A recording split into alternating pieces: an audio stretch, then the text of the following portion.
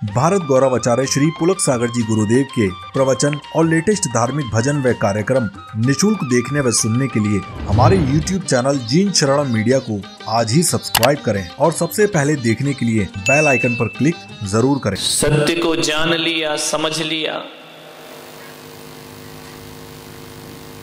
संयम से सत्य की सुरक्षा होती है। सत्य बड़ा नाजुक है, सत्य का दिया जल गया, लेकिन असत्य की आंधियां उसे बुझाने का प्रयास करती हैं। तूफान आएंगे, आंधी आएंगी, दिया बुझेगा। इसलिए भगवान महावीर ने कहा है कि जब दिया जल रहा हो और आंधियां चल रही हो तो उस दिए पर संयम का कांच लगा देना चाहिए, ताकि वह दिया हमेशा हमेशा को रोशन रहे, कोई उसे बुझा ना पाए। संयम सुरक्षा है, संयम अनुशासन है, संयम आत्मोत्थान का प्रथम चरण है। संयम नहीं तो कल्याण नहीं। इसलिए जीवन को संयमित बनाओ। जैन दर्शन में संयम की बड़ी कीमत है। हमारे यहां व्यक्ति नहीं पूजा जाता, हमारे यहां संयम पूजा जाता है।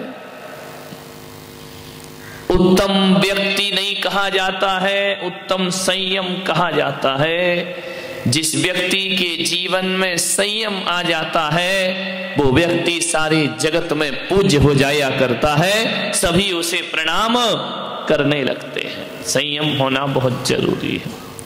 संयम का अर्थ है संकल्प। आदमी के जीवन में हजारों विकल्प हैं, हजारों तरह के तनाव है, टेंशन है, डिप्रेशन है। लोग आते हैं कि महाराज बहुत विकल्प उठते हैं मन में, बहुत तनाव, बहुत विचार उठते हैं। यदि ज्यादा विकल्प, ज्यादा तनाव, ज्यादा टेंशन दिमाग में होता है तो ये मान के चलना तुम्हारा जीवन असंयमी का जीवन है।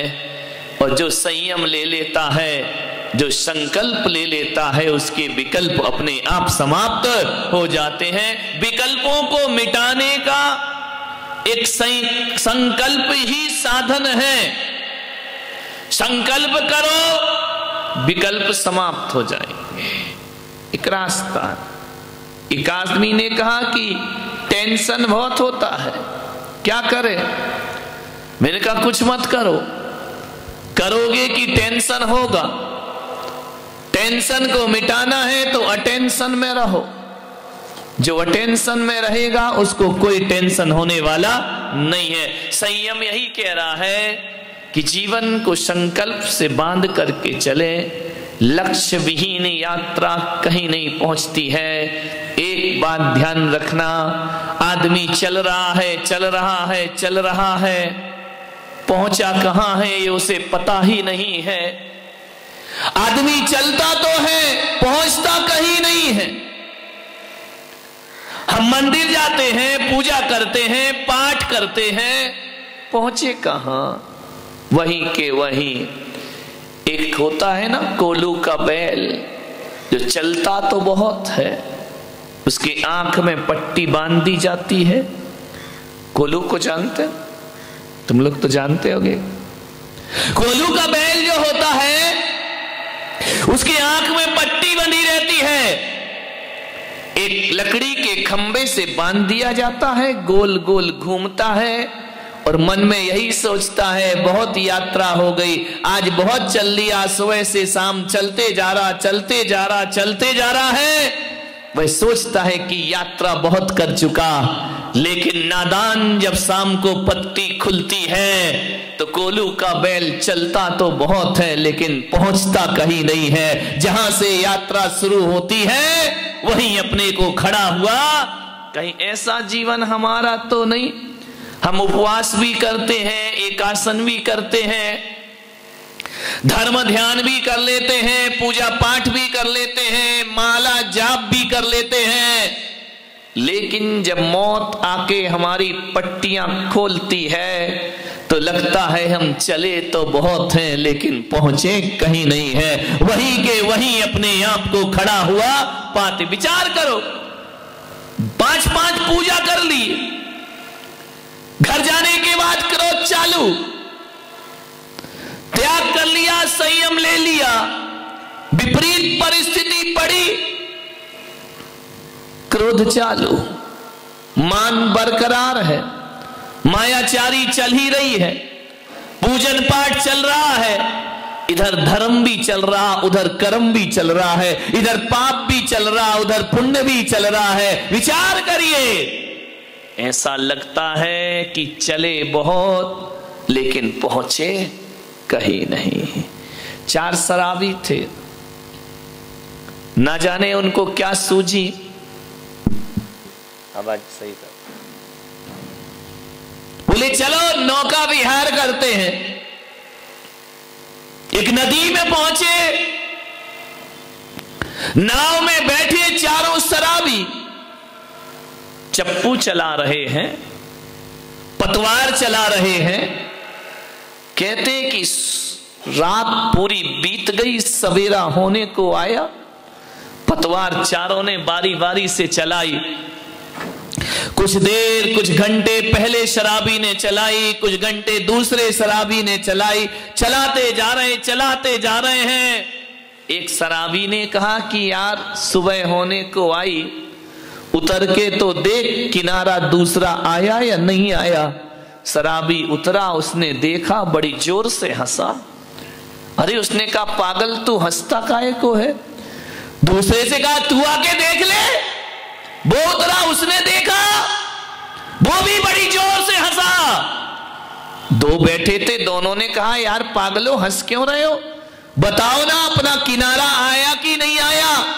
तीसरा उतरा, वो भी हंसा, चौथा उतरा, वो भी हंसा, चारों ठाके मार के हंस रहे हैं। बोले हंस रहे क्यों है?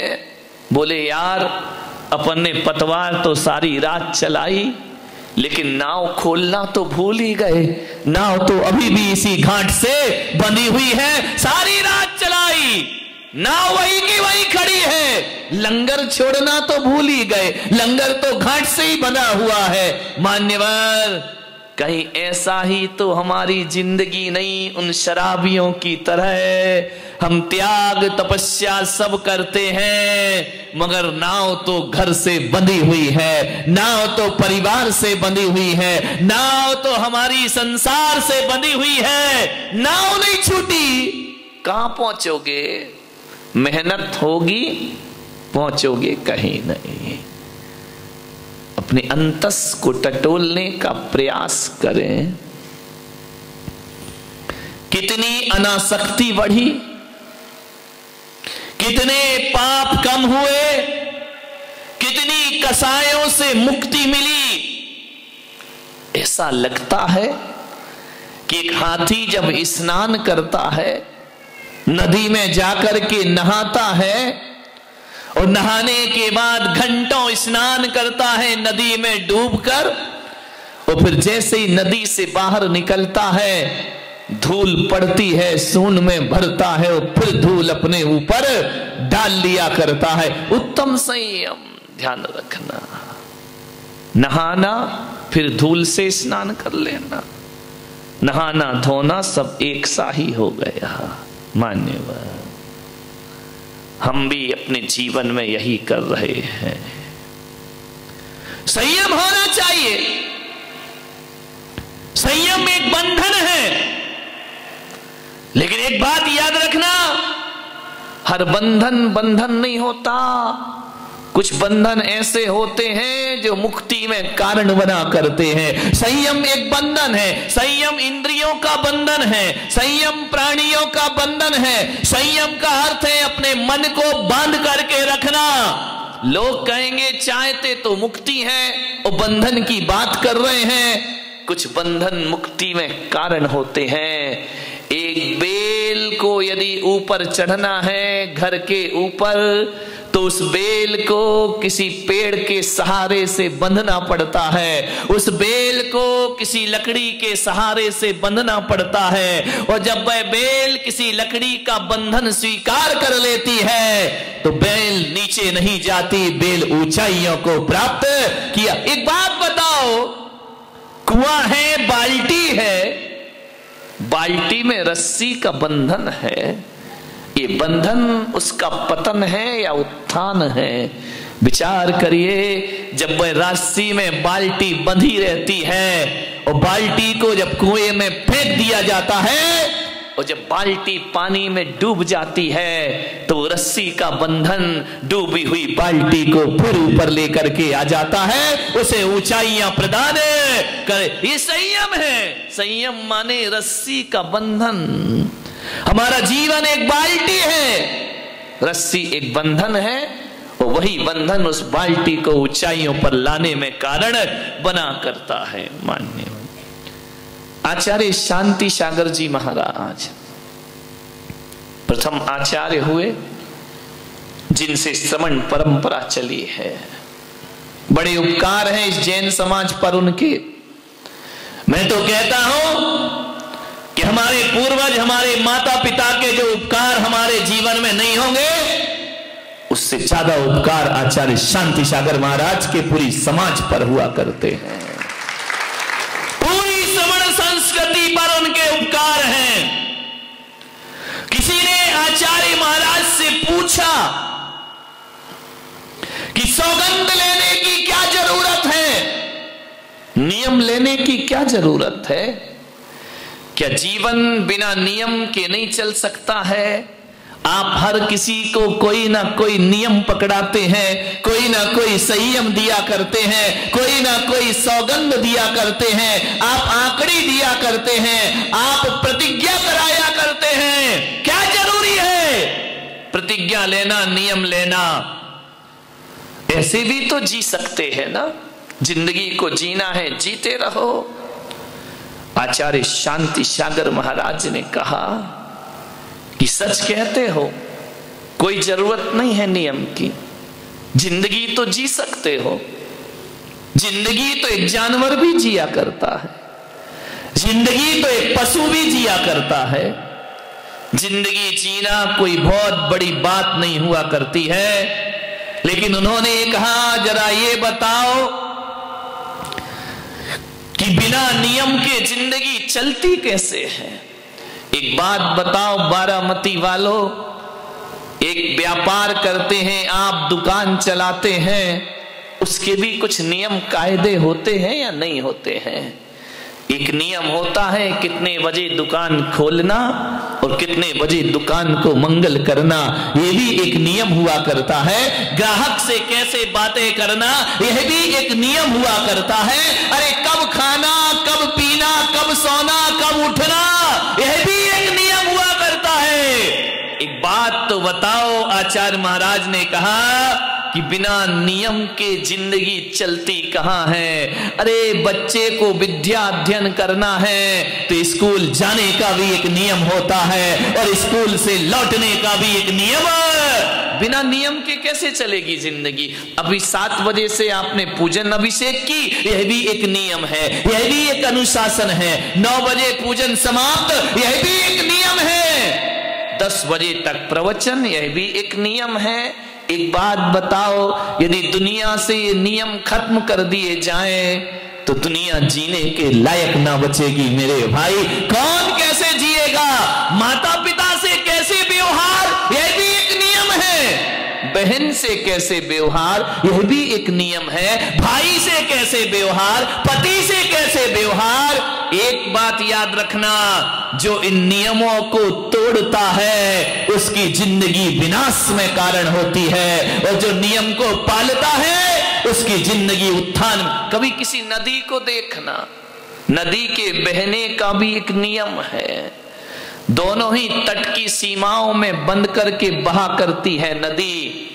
एक बात बताओ, ये दोनों ही तट का बंधन लोगों को जीवन दिया करता है। वही नदी जीवन दान देती है और वही नदी हजारों का जीवन छीन लिया करती है। एक बात बताइए, जब नदी तट की सीमाओं में बंद कर बहती है तो जीवन दायनी हो जाया करती है।